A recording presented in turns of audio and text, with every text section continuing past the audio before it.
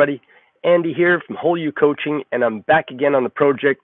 Sorry I've missed a few days of videos, but wow, it was crazy, bad, windy weather, and I was trying to get jobs done, and it was just too much to video. So, but back at it, and we've got a few projects finished up, and we're getting ready maybe early next week to be launched into the water and get ourselves off and running again. So today I'm going to talk to you about the anchoring systems. Let's just switch the view here. And so here's our anchor well. Sorry about the dirty boat, but it's pretty hard to keep it clean here in the marina. So this is the center of the three storage compartments. And down in here you can see, so I've got 70 meters of, well, it's probably 18 mil 8 plat nylon mated to 30 meters of 10 mil DIN chain, 766 DIN chain G4, so it's not the lightest variant. To that, I have mated it to Lofran's Royal Manual windlass. I've had one on every boat I've owned, so this is something very familiar to me. From there, everything gets very Warham-esque, I guess, if you want to say it that way. In order to test it, in case I needed to change it later, on our walkway, here's our walkway going forward, I lashed two 10x2s down and to the two beams, which gave a little bit more height. Then to that I mounted our bollard and our roller, okay? And we launched down through the deck. Now, the anchor itself, very unique to me, okay? It has a roll bar, and it's very heavy. It's 27 kg anchor, and the company reckons it's one size bigger than what we actually need. But hey, there's no better way to be safe than to put a little bit more anchor into your system rather than a bit more chain. So this is a 27 kg Knox anchor. Now it's a UK-made anchor, and I'd never heard of one before till coming here. It's very heavily made, and it's very heavy in the tip. One of the biggest differences is the fluke down here is split into, it's like a spade, but it's split into two sort of mini flukes, and but they're both really solid. And I mean, this is massively thick. You can see that's as thick as my thumb. It is heavy, and I've saw the tests. The fellow that made them, I think he's from Scotland. He developed a machine to test all the different anchors, and the pull rate was as high as a Rockna or a Mantis. And so, yeah, I'm really excited to see this hit the water, really. I've launched it a few times here in the marina, and it works great, comes up easy. The windlass works fantastic. There's lots of drop for the anchor chain. And so, yeah, I'm really excited about the system. And it keeps the weight back towards the mast, so we'll never need to take the anchor in and stow it away. Now, trying to find a secondary anchor. I have a really old, I don't know if you can see it way down there, an old fisherman's anchor. Weighs a ton. It'll be a good, I guess, anchor to throw into the rocks if we have to get rid of one in an emergency. Or, I mean, hey, one more heavy anchor can't hurt anything. But I am looking to purchase a Fortress, probably an F16 or an F37, I think it is. A lighter secondary anchor to go off of our stern. Now, the last part of the anchoring system, of course, is the nylon bridle. So we've got the bridle here hooked forward from the cleats that I mounted onto the hull, back a little bit through some fair leads, and then, of course, we can bring it directly back underneath so that it's right where we want to anchor. Now, connected to that, I've bought myself a Mantis chain hook. I like these because the hook can't come out, but it's easy to get in and out. And this one has I've never had this before. It has a little plastic keeper device.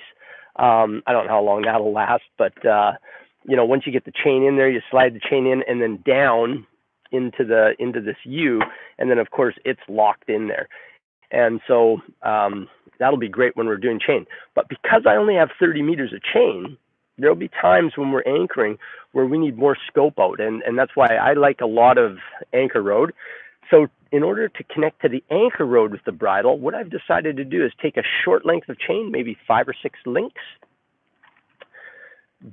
bind them together into a loop with a section of rope so I can tie a rolling hitch onto our anchor line, or to a mooring line, or anything like that we want to connect the bridle to with a rope.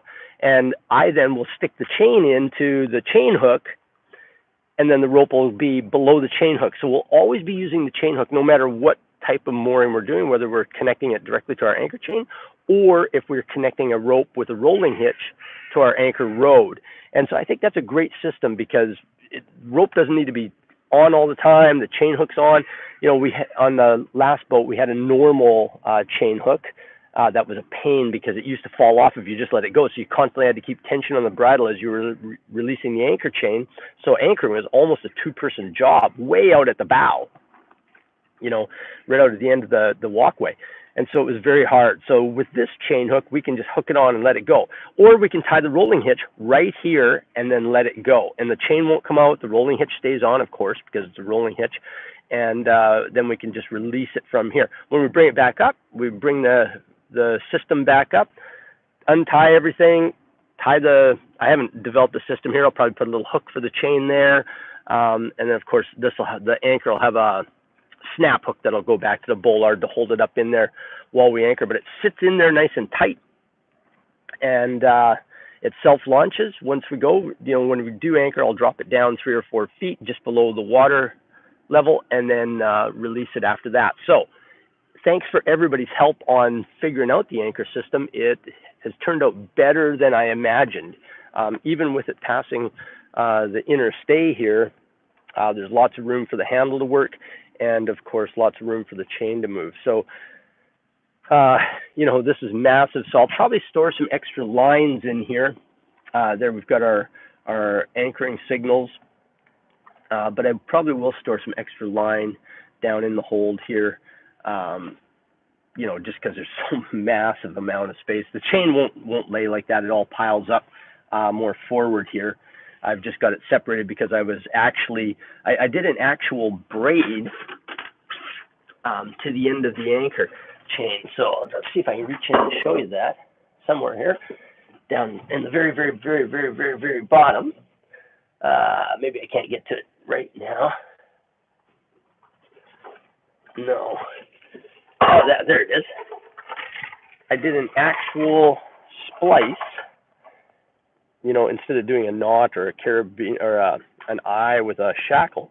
I spliced the braid right to it. Now I still have to do some whipping on it and stuff like that, but it's through 11 links, and it's a proper chain to 8-flat rope splice. So very strong, lots of friction, and that's going to be a great thing. Just because it allows it to come up through the windlass if we're doing it like that, or it's really nice on the hands when you're actually doing it yourself. So anchoring system complete, very excited, and I know we'll get lots of years service out of this, and I'm going to keep you posted on the anchor. The Knox company was very good to deal with, and they got the anchor to us very quickly. But I'm keen to get out and try it, test its holding power, see if it's as high as what it actually says. I don't think there's any perfect anchor out there. My last one was a Mantis. Before that, I had a huge Delta that I used, and then a small Delta on my Richard Woods Gypsy Wayo, the one that I built. I had a small Delta on it, and it worked just fine. But hey, this one, I'm looking forward to it, and heaps of bays and stuff coming up to anchor in. So hey, thanks very much for listening. And next time we'll go over the steering. I just got to do a little tightening on it today, and then it'll be ready to go as well. This is Andy. I'm going to flip you back and sign off with you. Whoops, if I can flip back. Hey, it's been great seeing you this morning. It's really nice down here in Millbrook today. Calm. It's been calm for 2-3 days now, getting lots of work done. A little bit warmer. I don't have to wear all my winter gear. A little misty out, but hey, it doesn't stop you from working.